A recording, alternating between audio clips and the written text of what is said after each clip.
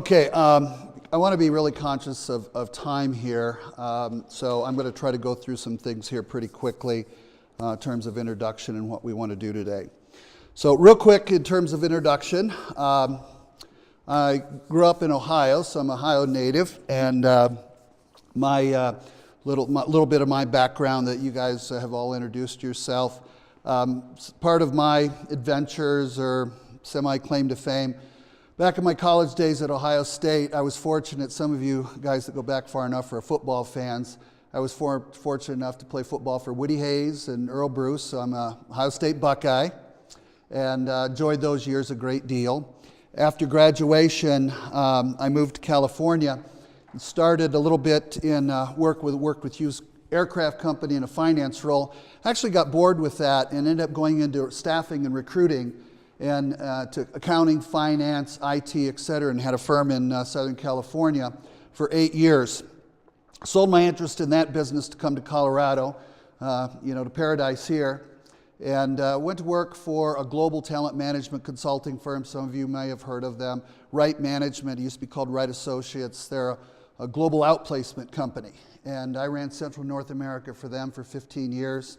Bob likes to say that I was his boss, but not really. If you know Bob, number one, he was a great guy, but Bob didn't need any boss. He was an outstanding consultant for us, and Bob's been in the human resource field for years.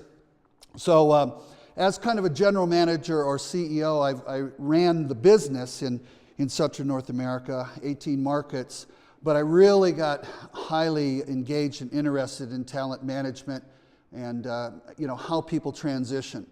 And so got all the certifications and trainings and executive coaching, career development, leadership development, et cetera, and while I was running operations.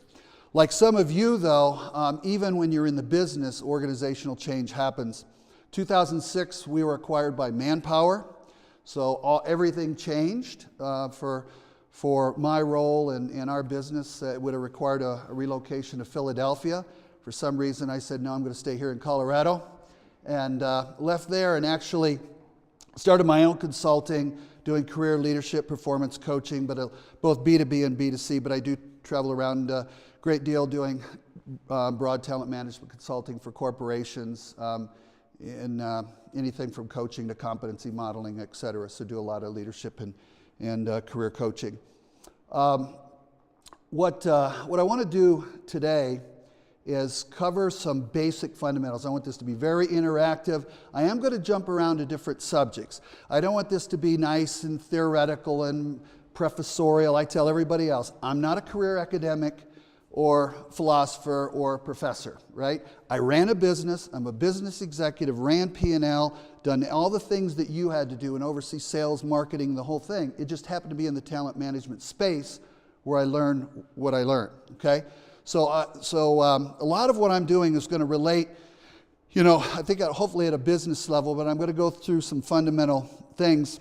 So what I want to talk about is about campaign readiness. I want to talk just around some key fundamentals, all right? We're going to do some interactive things here today too. I want to talk about a little bit about brand identity and what we'll refer to as the ABCs of brand identity. I want to talk to you, and we're going to exercise a very tight, concise branding statement. Some people call it the elevator speech.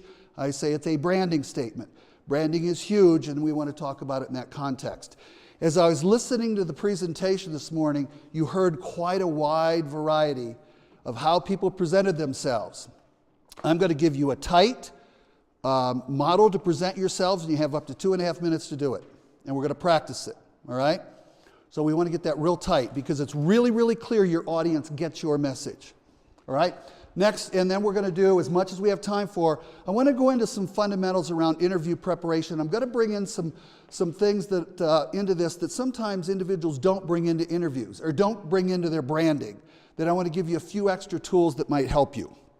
All right? Have a competitive advantage. Now, one of the things, what do employers seek? That's really the secret of what we're trying to get into. What do they want out there? Look at all of this stuff. This is what they're all shopping for. And when you try to meet all of that criteria, that's a pretty big mountain to climb, right? But that's That's basically, conceptually what employers look for. So how do I align with all of this stuff? Well, and it's important you do, because when you go through 2, 3, 4, 5 interviewers to get a job offer, some are got little pieces and parts of this, but collectively it's all of this stuff. And that's a pretty big thing to overcome, especially when you're competing with all the numbers of people you're competing with. One of the things I want to talk about too is job eligibility versus job suitability. All right, let's define that just a little bit. When eligibility or technical competencies and suitability, that's emotional intelligence, personality, and work preferences, are systematically evaluated together, you get a higher degree of accuracy in predicting fit and performance. This is an example of that. It's another way to frame what you need to be looking at in creating your brand. So eligibility, you got background, education, training, experience, skills, etc. But when you're going to be also suitable for a job as well as eligible, we're looking at motivation, interactions with others, attitudes, likability matters. At the end of the day, likability really matters. Work preferences, retention factors, interests, task preferences, work environment preferences. So when you're introducing yourself and kind of trying to pull together what it is you're going to be presenting at your brand, these are all important things to take into account. We tend to get very myopic around our technical skills, and so much more goes into it, especially depending on who the buyer is, okay? So you want to have a context of what am I eligible for, but what am I suitable for? Because you all have a choice. Even if a top market, you all have a choice who's best for you to work for. And sometimes we get out there and we're concerned that, we need a job quick, and am I marketable? And the first person that looks at us and winks at us, and we're going to justify why we think that's the job for us. And we don't step back and think, what am I really suitable for? And give yourself permission to pursue what you're suitable for as well as what you're eligible for. And that may mean turning some things down that's hard to do. Let's talk a little bit about personal branding. What is a personal brand? Personal brand is established when individuals differentiate themselves by identifying and articulating their brand identity, functional role, and unique value proposition. One of the things that we're going to talk about that none of you said, and we're going to do it in your branding statement practice, what's my value proposition? Okay? And we're going to talk about that. Then leveraging it across multiple platforms with consistent messaging and the image to achieve a personal goal. All right, so we got to first define what a brand is. Okay, now there's various platforms. Now some of us, there's a wide diversity of ages here. Most of us probably are at least over 45 here, but there's a lot of different platforms and a lot of different ways by which we have an opportunity to brand ourselves. Some of us be very comfortable in these multiple platforms, others not. If I'm 58 years old and I'm in manufacturing, do I need a Twitter account? Maybe not. But I can give you different reasons why, if you still have a good deal of time left in your career, that brand building takes place over time. And if you want to be recognized as a subject matter expert in your field, you have to create the persona out there in the marketplace, sometimes by multiple platforms to do it.